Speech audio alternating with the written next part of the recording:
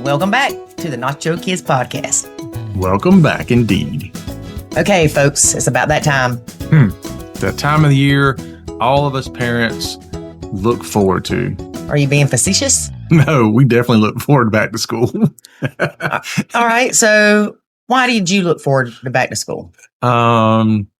Because it's very stressful having kids around all day long that you have to either find care for or entertain or shuffle back and forth, all these things. And quite frankly, it was a lot easier to do the child exchange because I could drop them off at school and their mom could pick them up from school and I didn't have to deal with her. Yeah. But with school comes extra challenges that you didn't have during the summer. Yeah, that's true. It's like you trade one for another. Homework's a big issue. Yeah. School supplies. Let's talk about school supplies. Yeah. I never had to, quote, quote, split school supplies with my son's father because I had to pay for it. Yeah. And that's okay. But David and his ex would split the cost of school supplies. Yeah. And we have learned through our own experiences and through working with others that that's not always the best idea. Yeah. Well, I think we took it a little too far, which we stopped doing, being that we would try to split the cost of clothing because they were in uniforms. And so school supplies, we were like, well, we'll buy these uniforms and we'll split the cost of that. I don't remember how long that lasted. Not long. But we quickly found out that was not going to work. Well, and here's the thing, is if you choose to do those things as a bio parent with your eggs, because we know many step parents are bio parents, then there need to be clear boundaries. Just like there's boundaries in any relationship, there's boundaries with this. No, I don't approve of you going to buy an LL Bean book bag because I'm not paying for half of that. I'll pay for half of a Walmart bag, or I'll pay half of a book bag up to $25. Right. Yeah. Because it's very easy for one parent to be able to afford something another one can't. Right. Or won't. Right. But yeah, it's like, okay, my kid wants this $100 book bag when a typical book bag may cost $30. I don't know, maybe 50 now, but or, whatever they are these days. But still, yes, your point is the same and it's valid. Like I'm putting a reasonable amount toward this, and then anything above that, I'm not doing. Right. Or can't do or whatever. Well, a lot of people will say, I'll just bring you the receipt and we'll split it. But again, what if they bought a pair of jeans that was $100? Yeah. And expect you to pay $50. Yeah, you're taking some assumptions that the other person's going to be reasonable. Right. And maybe you're lucky and the person is normally reasonable. It may be. But that can happen in other things too. Not to derail the conversation about like birthday parties. Yeah, birthday parties. Christmas stuff. Like we're going to split the cost of a birthday party, and next thing you know, it's like, wait a minute, I didn't know we were spending this much on cake and bouncy house and all this other stuff. Right. So sometimes it's best to keep those things separate, or again, come up with an agreement. I'll give $200 towards school supplies. Yep. Personally, if you don't trust the other person, then you should probably spend that $200 yourself on the school supplies and give them a list of this is what I intend to buy. Yeah. You don't buy these things. Right. Yeah. I remember a story one time. Somebody was like, I need to get my kid one of these fancy Texas Instrument calculators, which I don't know if they make you do that anymore. But, those things were like, what, $150? I mean, they're expensive. And so this person paid the half, whatever it was. And then the other parent, had a friend that had one they got for next to nothing. So they just pocketed the rest of the money. And so the parent was mad. I gave them $75 to go toward this thing. Because it was $150. Yeah. And they got them some used one. And I'm like, yes. And you have a right to be upset about it. But at the same time, they still got the thing. that you paid the $150 for. You just have to change the way you're looking at it. But kind of morally, oh yeah, integratively, whatever that. Well, yeah, like the other parents should have said, "I got this cheaper, so here's part of your money back." Right. That's what they should have done. But again, this could go really deep. This could go really deep. You can't. Because I was going to say, well, but maybe they gypped them out of $50 before, and then I'm like, no, this is going crazy. No, the point of that is right, regardless of what they do. Well, the point of that is you can't control the integrity of others, but you can control how you let it affect you, and that's just it. It's like change the way you're looking at it, and then it's just not worth your focus at that point. Yeah, because you can look at it as I put $75 towards my kids' calculator. Yeah. Or you can look at it as they ripped me off $50. Right. Yeah. So. And which is going to be better for your kid? You look at it as your kid. Well, when the calculator dies, you're like, I told you, you should have got a new one. But, I've still got mine. It's funny you say that. Not surprisingly, I know. But I still have mine and it still works. Yeah. It's a solar one. Wow. The solar calculator. Yep.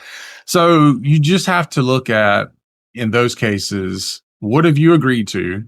And then make sure that everything's reasonable and you can deal with it. Now, we're talking about bio kids here.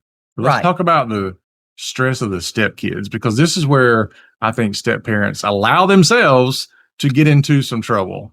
Okay. All right. So let me go ahead and tell you up front. If looking at the grades causes you stress as a step parent, which I'm going to say you probably shouldn't be looking at them anyway, because you're taking on responsibility that's not yours. You can't complain about it if you're taking it on. So put the responsibility back on the parents. Don't look at the grades because you're going to get mad or whatever, or you're trying to enforce some kind of rule about everybody has to have a certain grade average, or you didn't turn in your homework, or you didn't do this project. Trust me, the people that tell you they're not your kids, not your problem, wrong. Now, we used to say that in the beginning. Yeah, until we do better. They are not your responsibility, but everything about the situation can become a problem that you have to deal with. It doesn't necessarily make it your problem exclusively, but because it's causing you stress and because it's interrupting your life, because it's affecting your relationships, it's a problem that you've got to figure out how to navigate. If the problem is the step parent looking at the grades, they're creating their own problem. Yep. Oh, did y'all hear that? Well, I'll say something people don't like. Oh, here we go. Move that microphone closer. Speak up, David Sims. There's honestly 3 words that you could sum up if you really think about a lot of things, that if you would use these 3 words, it would probably get you out of a lot of problems. And you can alternate the words, but the first 3 is, it's my fault. Sometimes it is. Like, think about that. Is it your fault? Now, sometimes it's not. Meaning, is it your fault that... Like, you're looking at let's say you're looking at the grades. Right. Grades cause you stress. That's your fault. That's your fault. You're looking at that. Right. The other 3 words that you can use is, it's my responsibility. That also infers that you also understand what is not your responsibility. But if you just use either of those 3 words and filter a lot of the things you're doing and thinking and saying through that, it could really open your eyes to how you can live a better life. So it's almost you're questioning yourself. Yeah. So yes, it could be your fault because you're looking at the grades. Is looking at the grades your responsibility? No. Now look, I hear it. I feel it. I know what you're saying. But I want those kids to do good in school. If they don't do good in school, they're going to live here forever. They're going to be 76 years old, and I'm still going to be paying for their food. It's not your responsibility. Yep. Now, I say that. We went through this issue with the stepkids. Mm-hmm. I don't think I ever really looked at grades as far as a portal standpoint because the school didn't have portals back then. Oh, no, they did. Oh, well, I didn't look at it. No. And so, anyway, but I knew if they made bad grades. Mm-hmm. That bothered me. It bothered me not because of anything other than I liked school and I did well in school. Yeah. And I felt like they weren't trying enough. Mm-hmm. Then the realization was they were given an abundance of homework every night. Yep. Way too much. But again, it still wasn't my responsibility. But when David would come to me and say, hey, so-and-so needs help with math. Will you help them? I said, yeah, more than happy to help. I love math. Love it. It's like, yay, math. But the stipulation was, I'm going to show you how to do this. If you don't pay attention or respond to me, I'm going to stop. And so that's what I did. Yeah. If the child acted like they had no interest in me teaching them, I wasn't going to waste my time. If they showed interest, then that was a different story. So you can still, and we talk about this all the time, y'all, you don't have to parent these kids, but you can still be helpful to them as long as it's not causing you stress. Yeah. So let me speak to the bio parents for a second. I know it sucks and it's stressful that you have to deal with the things around school.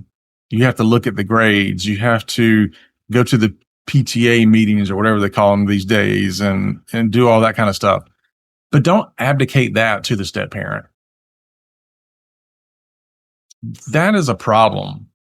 I mean, don't get me wrong. There's some people out there that want to do it as far as step parents. They want to do it. In the beginning. Yeah. I'm not talking to you right now. You'll come to realization later. But really, it is very easy for me to say, you know what? I don't want to deal with that. Lori, would you like to deal with that? Will you look up their grades? Will you do this? And then I put all this pressure and responsibility on her that she doesn't need. And she might be willing to do it in the beginning, but then a year or two down the road, she's like, I don't want to do this anymore. But she's not doing it to help me, really. She's doing it because I just want to abdicate that to her. And I just don't want to touch it. I'm just like, I just don't want to deal with it. And that's not the right way to do it. Well, it is helping you because you're not having to deal with it and you're not being stressed about it. But then that stress shifts from you as the bio parent to me as the step parent, which is BS. Yeah, I'm just shifting it. That's all I'm doing is shifting it. So don't do that. Take the responsibility on yourself to keep up with that stuff. And if it's stressful, I get it. I mean, there was a point with mine that I would cry at the table. They were older, and I got to the point where I was like, you know what? I'm not even going to look at the grades anymore. I'm just going to let consequences do its thing. And if you have to go to summer school, so be it. And guess what? And that about sent me into a panic attack. and one of them had to go to summer school. Yeah. And oh well, that's just what you'll have to do. So just, if you're the parent, just be the parent. Don't pass it off to the step parent, even if it seems easy. And I know some parents are like, well, I've got this step parent in my life, and that's part of what they should be doing is helping me. Mm-hmm. But that's not helping you. Right. Honestly. You're looking at it from a nuclear family standpoint where the parents split the duties for the child. Right. And that's not the case in this scenario because that is not the step parent's child. Yep. So I want to talk about something really quick. The whole school thing. Mm-hmm. Like you said, it would be easier to say, Lori, you take care of this. But with the math stuff, you didn't like math. You didn't do well in math. Yeah. So not the way they want it done anyway. Right. So that's why you needed to ask my help. Yeah. It's so easy for you not to want to deal with it as a bio parent. And the step parent goes, okay, fine, I'll do it. Mm-hmm. And then they're stuck doing it. And then they're miserable. And when they stop doing it or suggest stop doing it, the bio parent gets mad. What are you here for? Yeah. What are you here for? That's a different topic. And here's another thing for the bio parent. If your ex does not make the child do their homework during their time, document it. It's the only thing you can do. Yeah. You can't make your ex be the parent that you want them to be any more than a step parent can make you be the parent they want you to be. You can only do with what you can with the time and authority given. Now, if the kid's flunking in school, they're missing certain days when they're with such and such bio parent, you could take that back to court. Yeah. To get full custody, which the step parent will go into a spasm. Yeah. Yep. So there's a lot. There's a lot around back to school, the whole school year, really. But it's a good time now, before school starts, to start having conversations about what are the expectations and responsibilities that each person should or should not have. You know, I hate that I only come to realization sometimes way after the fact, but my parents were very fortunate. Unfortunately, my mom's not here with me for me to tell her she needs to thank me for being such a good child. Because I did my homework. Yeah. Like, that was the first thing I did. I loved school. Yeah. I loved the notebooks. I loved the pencils. I loved the learning. So that was my thing. They owe me some thank yous. I'm going to call my daddy when we get through with this and tell him. I don't know. I didn't do great in school, but I don't recall my parents paying that much attention to it. No. And I don't know why. I think maybe because I had so many other extracurricular activities that I was really good in. I think they just chose to focus on what I was doing well and not focus on when I wasn't. Karate. So I don't know, man. I don't know. Because the things I really enjoyed, I did amazing in, like extremely excelled in. But the things I didn't, woohoo! I extremely excelled in bad too.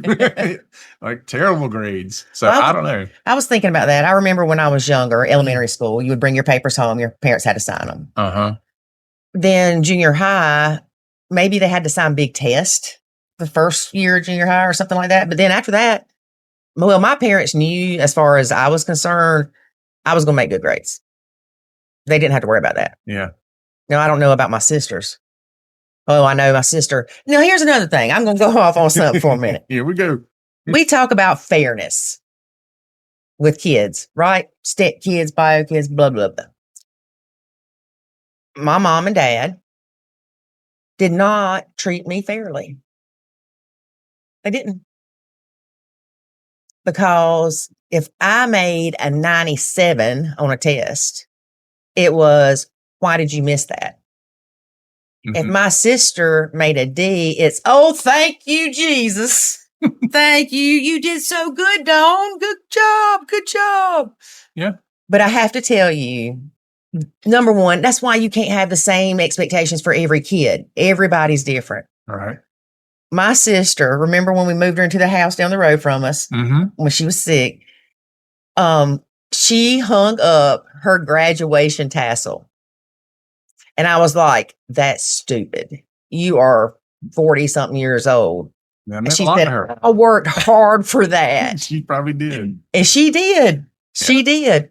But as a person that didn't have trouble in school and enjoyed school, it's hard for me to understand that when others go through that. So I'm not the best person. No, I mean, that's a great thing to remember, is that some people bust their tail to get a C and to come out with a C average, whereas other people just breeze through with A's. And so which one is actually doing the harder work? Which one's putting the more effort in? Yeah. It's not always the grade that necessarily demonstrates how much blood, sweat, and tears goes into something. That's true. So we say all that to say it's about time for kids to go back to school here in the States, and I'm sure some other places. So good luck. Yep. So let us know how you plan to navigate the back to school season with your bio and step kids. We'd like to hear more about it. But until then, we're going to close it here, and we'll see you again next week. And remember, life is good When you nacho.